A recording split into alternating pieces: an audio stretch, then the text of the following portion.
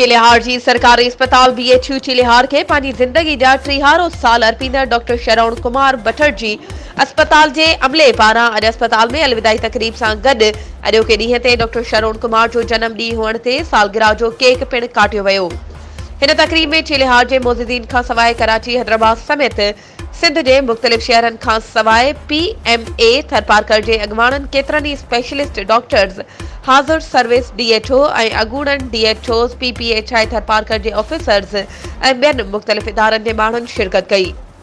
तकरीब के 30 साल गड नौकरी कंदड़ शंकर बागी DHO Tharparkar doctor Girish Kumar PPHI के ऑफिसरन गोबिंद चिलानी मुश्ताक कासमाणी भारूमल उमरानी महेश कुमार नटरियाणी डॉक्टर नंदलाल डॉक्टर कैलाश प्रदीप ओझा समेत बेन खिताब कंदे तो डॉक्टर श्रवण सरकारी ड्यूटी दौरान वाकई एक सच्चे मसीहा वारो किरदार अदा कयो।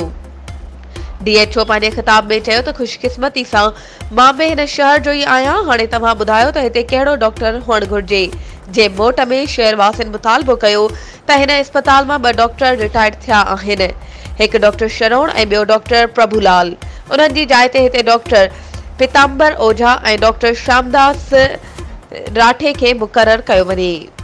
वधीक खबरों ऐं अपडेट्स के लिए असांजे चैनल के सब्सक्राइब कयो ऐं हाँ बेल आइकन के प्रेस करण न विसारजो त जीअं असांजी हर नई अचण वारी वीडियो तव्हां ताईं पहुची।